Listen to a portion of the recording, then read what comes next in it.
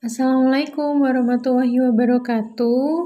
Mahasiswa mata kuliah bimbingan konseling yang saya ampu pada semester ini.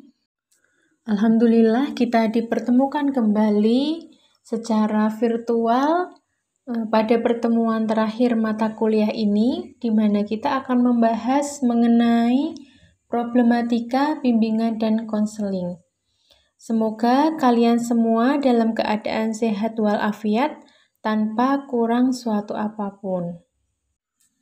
Berbicara mengenai problematika bimbingan konseling, tentu saja dalam pelaksanaan layanan bimbingan konseling tidak terlepas dari berbagai permasalahan yang muncul. Problematika bimbingan konseling di Indonesia itu muncul karena beberapa faktor. Jadi dibagi menjadi atau dikategorikan menjadi beberapa faktor. Faktor yang pertama karena faktor pribadi konselor.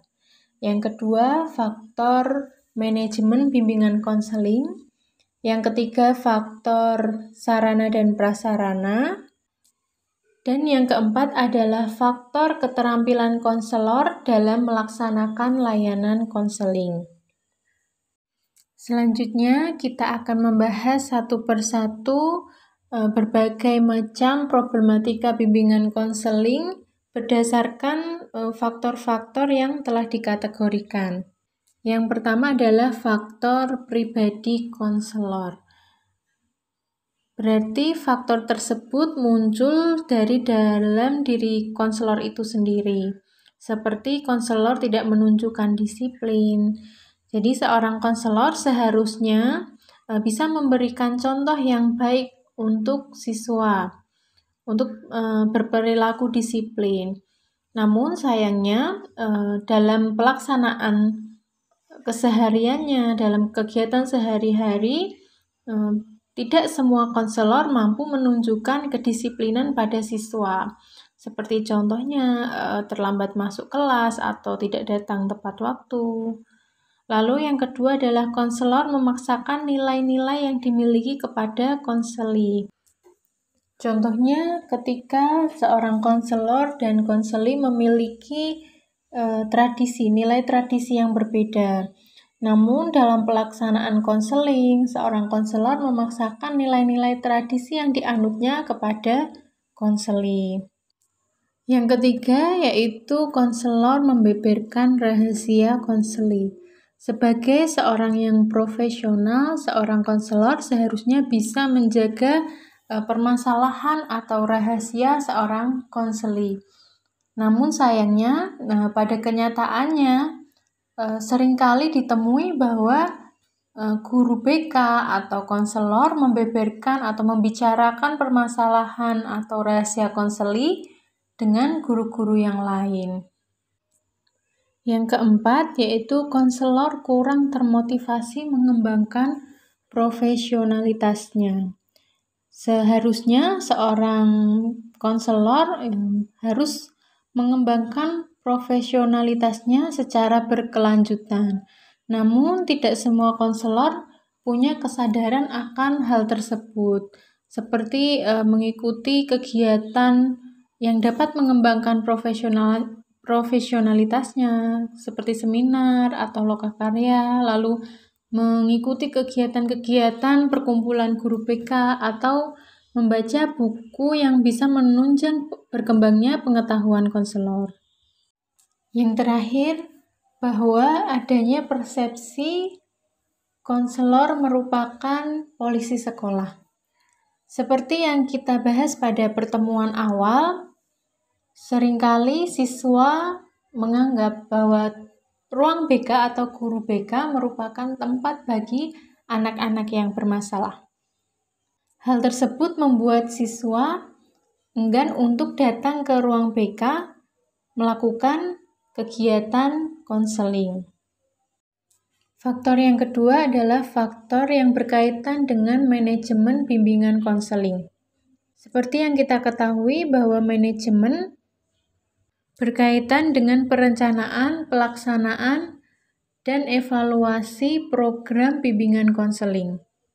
Permasalahan yang muncul adalah tidak semua konselor menyadari akan pentingnya manajemen bimbingan konseling di sekolah.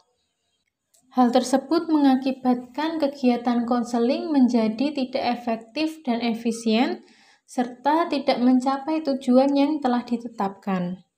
Kesalahan yang kedua adalah konselor tidak melaksanakan evaluasi program bimbingan konseling.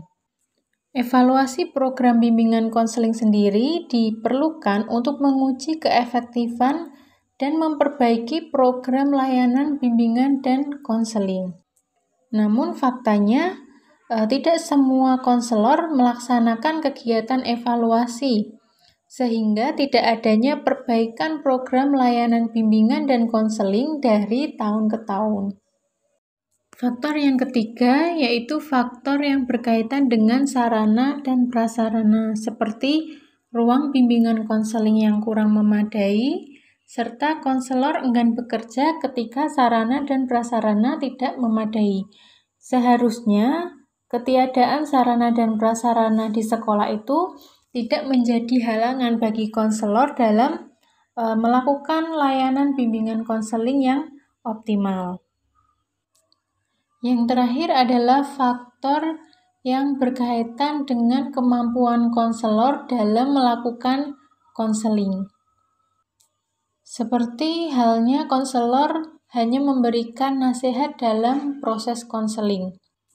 Hal tersebut disebabkan karena beberapa konselor atau guru BK tidak berasal dari latar belakang bimbingan konseling, sehingga mereka tidak memahami hakikat dari konseling.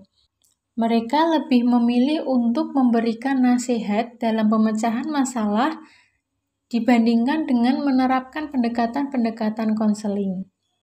Kedua, konselor kurang memiliki keterampilan dasar konseling yang memadai.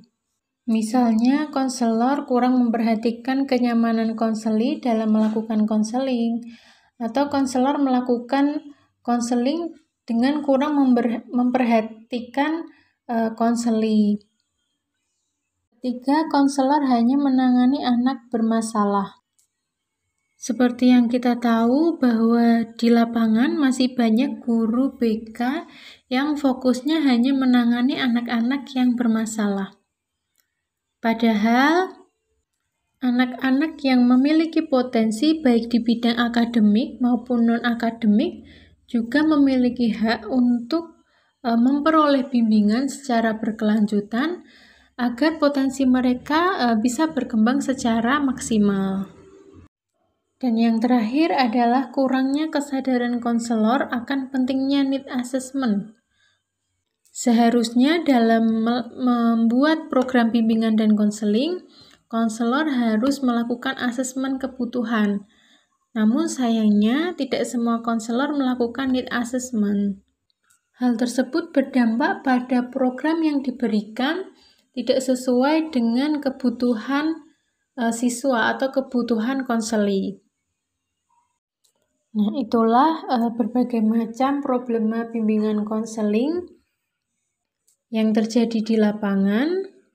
Saya kira untuk pertemuan hari ini saya cukupkan sekian. Saya akhiri, wassalamualaikum warahmatullahi wabarakatuh.